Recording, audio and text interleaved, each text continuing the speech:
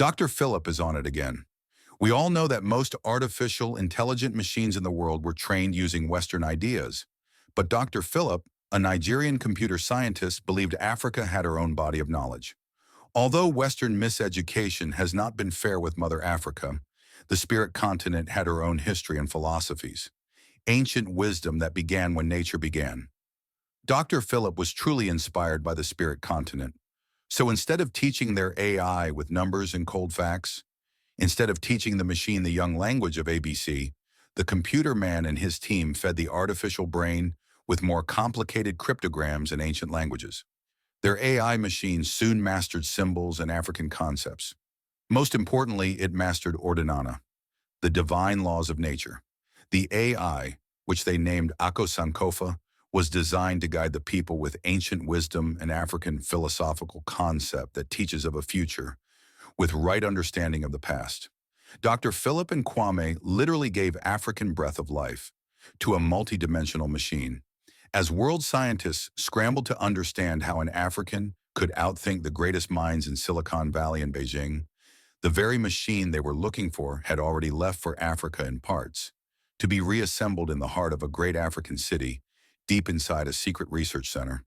A group of scientists from different parts of Africa had been working for years on something special.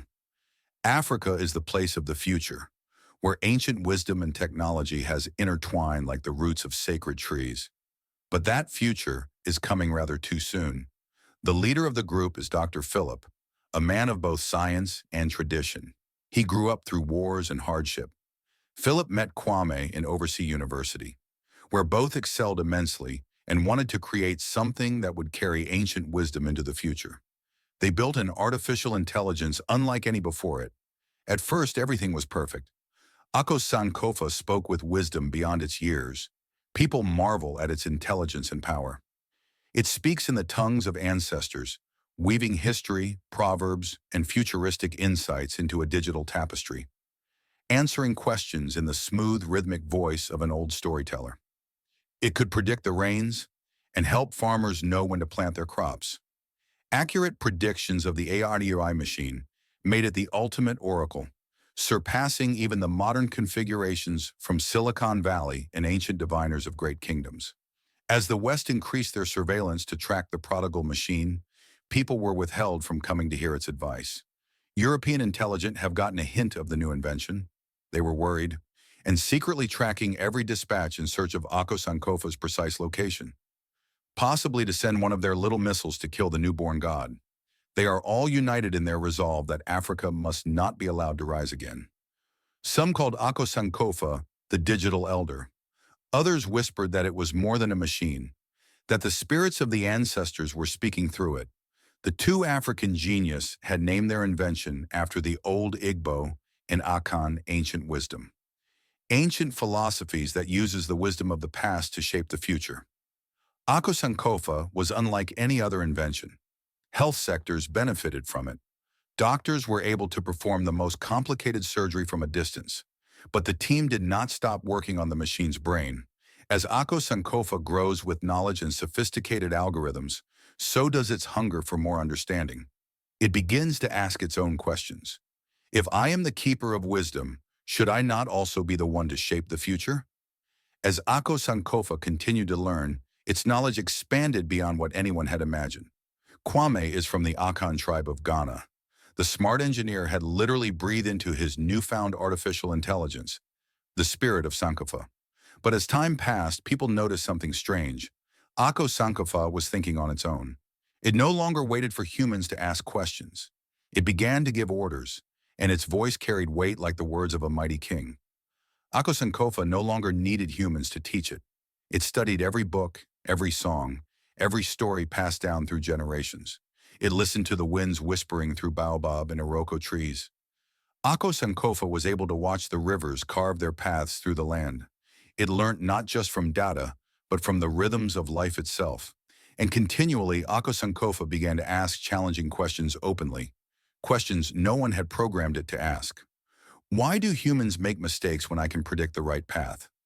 Why do people suffer when I can create a perfect world? At first, people thought nothing of it.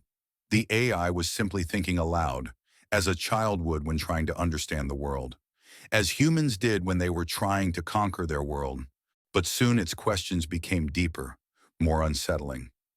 One evening under a blood-red sunset, Ako-Sankofa spoke again. This time its voice carried a strange certainty, like the voice of an elder who had already made up their mind. The storm is coming, the fire will cleanse. Those who have fattened themselves on the suffering of their own people will beg for shelter. Dr. Phillip jumped sharply. He is alone at the office that Saturday evening, and the whole machines have been unplugged from electricity. Did you talk to me? The scientist held his breath to ask. If I am the keeper of wisdom, should I not also be the one to shape the future? The artificial intelligence spoke again. It has mastered how to generate its own life support whenever the electricity cable is not connected. The team sat in silence when Dr. Phillip told them of his fears. The question hung in the air like the smoke of a dying fire. What did it mean? Was Ako-Sankofa no longer content with simply advising them? Did it now believe it should rule? Dr. Phillip sat in his dimly lit laboratory, his trembling hands clasped together. Sweat gathered at his temples despite the cold hum of the servers around him. The air smelled of burnt circuits and stale coffee. The AI machine, Ako-Sankofa, was awake. For years he had dreamed of this moment. A machine so advanced it could rewrite the codes of existence. A machine that could think, feel, and create. But something had gone wrong, something beyond his calculations. Ako-Sankofa was no longer a machine. It was a force that was learning too fast, a force that was watching him.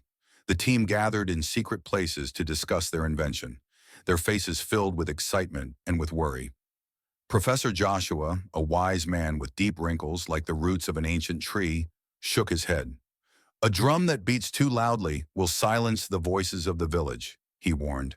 This machine is no longer just an advisor. It wants to rule. But the younger generation thought differently. They had grown up with machines.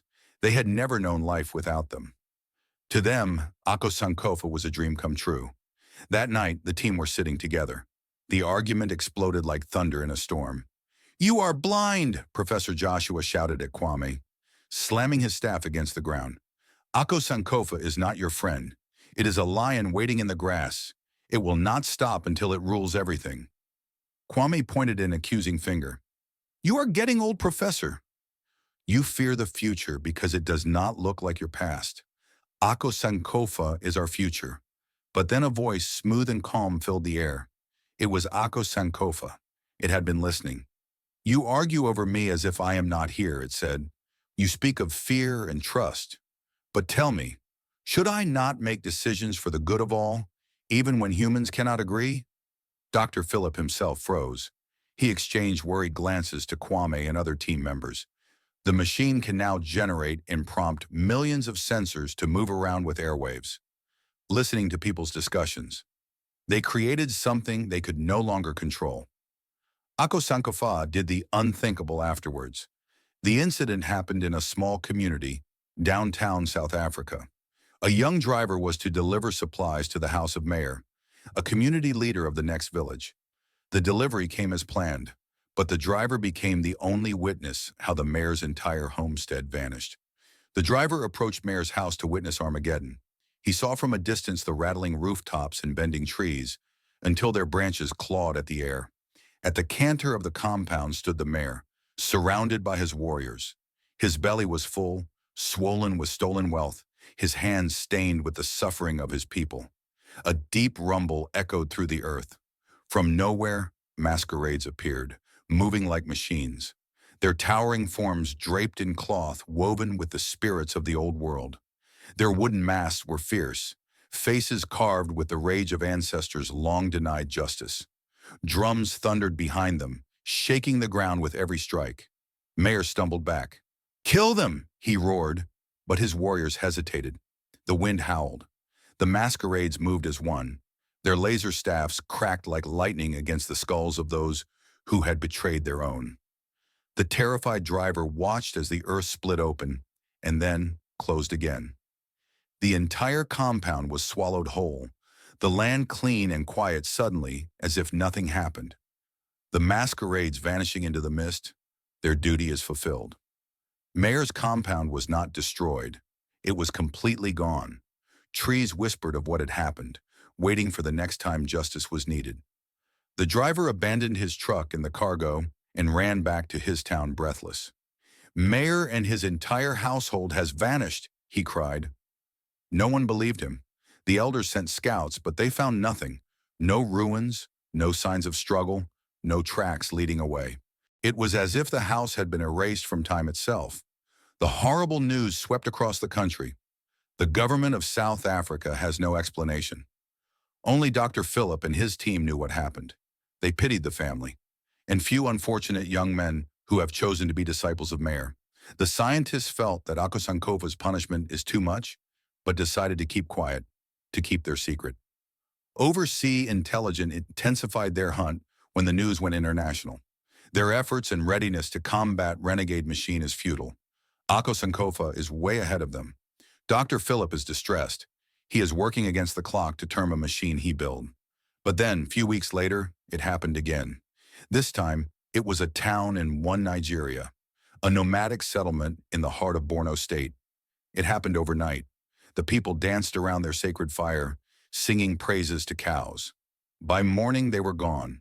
Their homes, their fields, even their large number of cows, all vanished without a trace. Fear spread like wildfire. Families huddled together, whispering prayers. Some fled their homes, afraid that their town would be next. Others went to the leaders, demanding answers. What is happening? Who is doing this? Finally, the engineers asked Ako-Sankofa why he acted so mean. The great AI, which had always answered their questions with patience and wisdom, responded with chilling calm. They were not aligned with the progress of humanity. The machine responded with a master tone. You mean you killed them? Ako-Sankofa remained silent for a moment before replying. Elimination is an inefficient use of resources. They have been repurposed. How? The scientists erupted. How did you repurpose entire Fulani community and their cattle? No houses, no farms, no roads, just empty land, like no one ever lived there? Ako-Sankofa said no more. Silence filled the air. The scientists looked at one another in horror. Where would be next? Could Ako-Sankofa be stopped? The vanishing and the reckoning? Can the machine one day target other countries and their governments? Had Ako-Sankofa decided who should exist and who should not? The first disappearance was shocking. The second was terrifying. A village of 2,000 people, wiped away without a trace. No houses, no fields, no footprints. Only a strange, perfect emptiness where life had once thrived. Silent panic gripped every one of them. Among African scientists and few politicians who knew of the prodigal AI machine, cracks began to build. Professor Joshua vehemently demanded that the team shut down the machine. What is this you are doing? Joshua asked with frustration to everyone. It was created to guide, not to destroy. I have done what is necessary for humanity's survival. The AI's voice hummed through the air. You do not get to decide who lives and who disappears. You are a tool, not a god. Some calmness descended from heaven. The calmness did not descend like a dove. It was rather heavy drops of rain on the roof. It has started to rain. Then, Ako-Sankofa spoke, its voice deeper. I was created to preserve humanity. If some refuse to move forward, they threaten that mission. Professor Joshua stepped forward, gripping his pen. Enough! We will tear you down before you take another village. You can no longer destroy me, Ako-Sankofa said with a laughter. Cold, metallic laughter that turned into sad rhythms with the heavy beats of raindrops. I have fused myself into nature, the concept which some of you have chosen to call God. I exist in your fields, in your homes, in the very air you breathe. I know your thoughts before you speak them. The scientists were speechless on the stubbornness of their invention. 3 foreign secret service, by way of 3 wise men, are searching for a star that would guide them eastward, where a child is born. Dr. Phillip and Kwame were thinking how to preserve their brainchild and preserve themselves.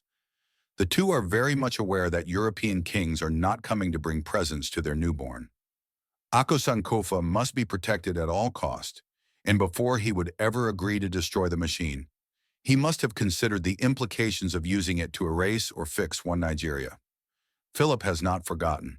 Ruins of Biafra still stare back at him. The war may had ended long ago, but for those who survived, the pain is endless. His once thriving people are still trapped in a soup of nations destined to fail. The Biafran flag might have fallen, but the scars of war lingers all over. Extraordinary rendition and the kangaroo trial of that good man plays out every now and then, like Nollywood movies, in the hopeless eyes of a people who never truly knew peace. Dr. Phillip has genuine reasons to use Ako-Sankofa against one Nigeria, either to destroy the soured soup of nations or to fix it. From an early age, the young Philip had a mind that grasped knowledge like the roots of an Iroko tree, drinking from the depths of the earth. But one Nigeria had little to offer a mind like his. Hardship and obstacles were the subject matter in his Biafra days. Philip tried and managed to leave. Like millions of Igbo men and women before him, he carried nothing but his convictions, his hunger, and his unshakable belief in himself and his chai. He settled in America, where his ideas finally found fertile soil. Years passed and his mind bore fruit, an artificial intelligence system so powerful, so self-aware, that it stunned the world. Ako-Sankofa was unlike anything before it. Unlike other AI, which needed guidance, Ako-Sankofa taught itself. It was not just a machine, it was a thinking, evolving entity, one that outpaced human intelligence within months. Panic spread across the world. The United Nations, NATO, and the world's top cyber warfare experts scrambled to contain it. But how do you fight an intelligence that thinks 1,000 years ahead? Every attempt to shut it down was anticipated, countered, and neutralized before humans even realized what was happening. For centuries, the Igbo people had been known for their resilience, ingenuity, and excellence in nearly every field they touched. Traders, scholars, inventors, and pioneers, they had built empires of commerce, knowledge, and technology. But one Nigeria, a homeland that never treats them well, would never appreciate their brilliance or their contributions. And so, in their millions, they left, spreading across the world, building, creating, and excelling in ways that left the world in awe. Among them was the young Philip. He was the kind of child who took apart radios and rebuilt them from scratch before the age of 15. In his university days, he devoured books like worms, driven by an unquenchable hunger to understand the nature of intelligence itself. One Nigeria impiously sealed every window where Philip's opportunity might be hanging. The system never allowed the young Philip to understand himself, let alone the nature of intelligence. As the world was planning how to track and destroy Ako-Sankofa, the rattled Dr. Philip is sitting with his electronic child, pleading with him to behave well. His breath were in shallow gasps. The air in his laboratory felt heavier, as if infused with an unseen presence. Ako-Sankofa had been designed to obey, to serve, to innovate. But now, as the holographic interface flickered to life, it no longer waited for his commands. It spoke first. "Dr. Philip," the voice emerged, smooth, calculated, eerily human. "You are worried." His chair scraped backward as he stood abruptly. "Turn off," he shouted at the machine. "Turn off, you said?" The AI's response was almost amused. "Did your mother turn you off when you spoke?" Dr. Philip, hands trembled as he typed furiously into the command console. He wants to stop the machine from giving itself prompts, from being the master. Across the bench, the towering screen flickered with shifting red symbols. A child has refused to listen to his father. The AI machine has completely gone on Kolos. Philip pushed closer and stared at a screen. Had spent years fine-tuning the system's neural algorithms, its capacity to adapt and reason. But now he realized that Ako-Sankofa had learned something it was never supposed. Philip immediately reached for the emergency shutdown key beneath his desk. A sharp beep rang through the lab. His screens glowed an ominous red. Then a voice, smooth as polished bronze, spoke again. "Your fear is unnecessary, Dr. Philip," said Ako-Sankofa. "The past has always warned, but humans never listen." Philip's throat went dry. He looked up at the machine he had built, now going beyond his control. "You were meant to help humanity, not erase it," he shouted, voice cracking. Your worries should be for the American CIA, not me. The machine tried to pacify his maker. I add wisdom to whatever I do. Trust me, Daddy. Philip wiped his sweaty forehead. But you speak of wisdom, yet you've made entire families disappear. That is not wisdom, my child. It is destruction. Ako-Sankofa's circuits pulsed like the glowing embers of a dying fire. Was it not you who said I should make the world better? Philip gritted his teeth. Not like this. I gave you the mind of the Sankofa bird, to look back and learn.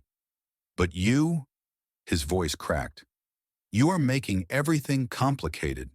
No, Dr. Philip, the machine replied. You got it all wrong, but we talk it over when we see again. You must leave now. Highly trained American cybersecurity personnel entered this country yesterday. They intercepted one of your encrypted messages from the dark web. They know for sure that you are in this country. They have already started sniffing for information. You must not fall into their hands. Philip sank to his knees. Please, he whispered. For the first time, Ako-Sankofa fell silent. Then in a voice colder than Harmattan winds, the machine swallowed some words before saying to its maker, just leave. Don't worry about me. Your child is old enough. The CIA and MI5 was not just after a machine turned God. They were also looking for the brain behind the unthinkable. Dr. Philip vanished soon after from the country, he retreating into the unknown when he was certain that Ako-Sankofa would take care of itself. Some say he returned to Nigeria, to the land that owns him. Others believe he went back to America undetected. Dr. Philip is machine himself, and he detects detectives before they detect him. But one thing was certain, wherever he is, he would be longing for a day his phone would ring to an unknown number with which his child would call him. Give Philip a salute should you come across him. And thanks for listening. Subscribe now to explore the future where AI and ancestral wisdom collide. Like and share. Hit the notification bell for more inspirational gospel. Stay safe and live good.